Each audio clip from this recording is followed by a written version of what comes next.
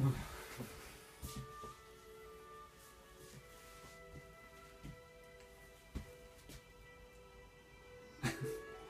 po. Magandang araw po sa inyong lahat, mga kababayan ko sa buong mundo.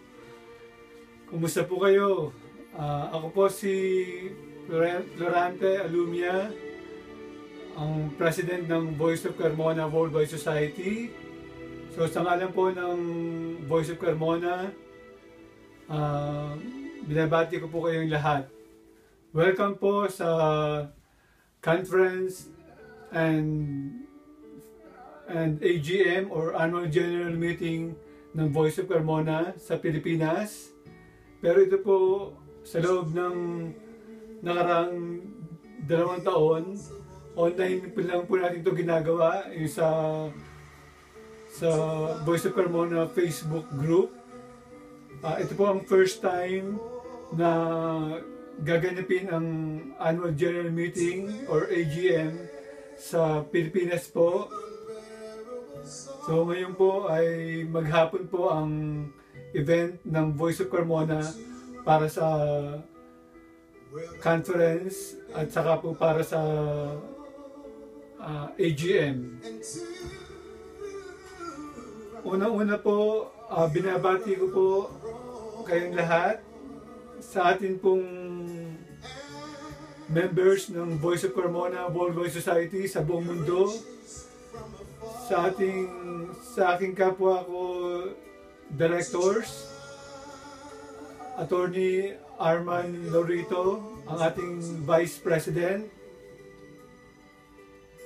ang ating pong Executive Director, Engineer Peter John Diaz, ang ating Chairman, Franny Makinay, ang ating Treasurer, Redentor Poblete, at ang ating Secretary Treasurer, Gerardo Palompo. Yun po. Meron po akong konting notes dyan para po wala akong makalimutan. At saka po meron tayong 7 na spotlights. Kaya napaka-init po at nakakasilaw. Pero okay na po yun. Ano po ba? Yun po.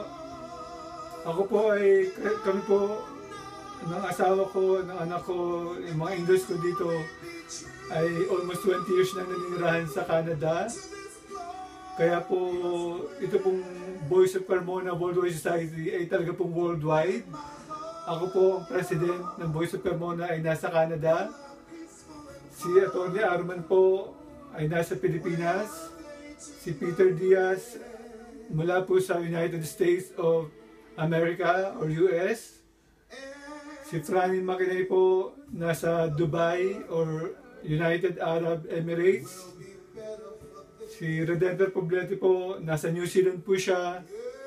At si Gerardo Palompo po nasa Canada din po siya. So, at saka po yung mga members natin worldwide na ang nangyari po talaga sa Voice of Carmona, worldwide na po talaga ang membership at pati po officers worldwide na rin po. About 20 years ago, nag-start po ang Voice of Carmona bilang isang publication, local publication. Pangarap po natin noon ay magkaroon po tayo ng worldwide publication. Pero after 20 years, natupad naman po, pero hindi lang po tayo online publication or worldwide publication, kundi po isa tayong worldwide charity. So, buong mundo na po tayong charity o society. Binabati po rin natin ang ating mga guest speakers. Una-una po si Atty. Roderick Lorito at si Mr. Romeo Balingit Sr. Ang ating guest of honor, si Mrs. Rufina Alumia. At ang ating po mga scholar officers ng Voice of Carmona po. Una-una po ang ating presidente ng scholar officers, si Daniel Belamide, Vice President Joe Mark Mercado, Secretary Brian Roy Panganiban, Assistant Secretary Hazel Yatco, Treasurer Judy Ann Belamide, at saka po yung committees natin ng Scholar Officers, si John Lester Mercado, Lenny Ann Enverga, Justin Enverga, and Jeric Agbay. So, yun po. Sila po yung ating mga officers, guest speakers. Binabati ko rin po ang Shetty Boys Worldwide Group. So, buong mundo po rin yan. Sa pamumuno po nila Roderick Belamide. Ako po ang presidente po niyan. Si Redender Poblete po ang vice president. Si Christopher Cortez po ang ating chairman. Ang treasurer po si Roderick Belamide, at saka po si Julio Akbay, treasurer. Chairman po si executive director si Christopher Cortez, chairman po si Roy Panganiban, at secretary po si Alminar Belamide. So, yan po ang Shetty Boys. Worldwide na rin po yan. Ano pa po ba? Scholars, Shetty Boys. Yun po, tsaka yun po yung special guest natin ngayon sa ating Carmona event na conference and AGM. Ang conference po at AGM sa Pilipinas po ngayon ay whole day event from 9 in the morning hanggang 6 p.m. 6 p.m. ng gabi po. Meron pong 7 parts ang program na to, yung whole event ng Voice of Carmona. Una po yung conference, magkakaroon po ng discussion about scholarship and feeding program ng Voice of Carmona. Pangalawa po yung annual general meeting, magkakaroon po ng election ng bagong officers ng Voice of Carmona. Meron din pong report ng presidente, ako po yun, at saka po yung financial and fundraising report, at saka marami pang iba. Magkakaroon din po tayo ng pang-apat po, yung pong induction of scholar officers, yung pong binanggit ko kanina. Sila pa ang kauna-una ng scholar officers ng Voice of Carmona. So marami po silang roles and responsibilities as scholar officers. Yun po. Pang-lima po, magkakaroon po ng round table o open forum. Magkakaroon po discussion among sa participants ng AGM at conference. At pagtapos po ng closing ceremonies, at the same time, pag-uusapan po yung next AGM.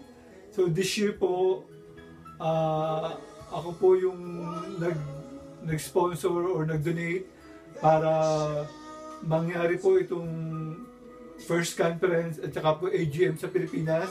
Pero next year po, magkakaroon po tayo ng mga sponsors o donors para po mas malaki at mas maraming awards and prizes. So kabilang po sa mga special awards po, lahat po ng scholars ngayon ng Voice of Carmona, 9 scholars po, lahat po sila bibigyan ng certificates ngayon. At the same time, lahat po sila ay bibigyan ng 4,000 pesos bawat isang scholar po yun. Okay? So 9 times 4, so 36,000 po ang pesos po ang para sa mga scholars that day, today po. Pangalawa po, meron pong special recognition and awards. Unang-una po ay yung pong Scholar of the Year Award. So 10,000 pesos po ang cash prize and certificate. Pangalawa po, yun po yung Scholar of the Year Award. Pangalawa po ay First Scholar of Voice of Carmona Award. Bibigyan po siya ng 10,000 pesos cash prize. At the same time, meron pong certificate. Pangatlo po, Leadership Award, 5,000 pesos cash prize and certificate.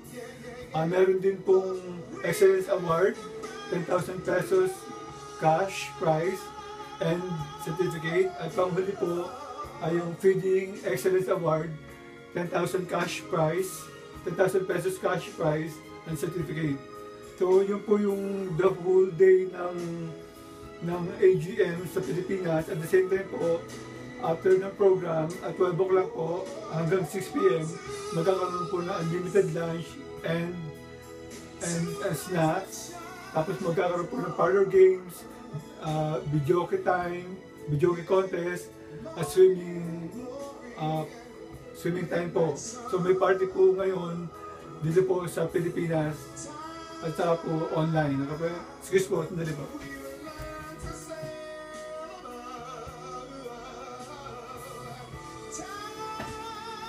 Yun po. So, ang masasabi ko lang po, sana mag-enjoy tayong lahat.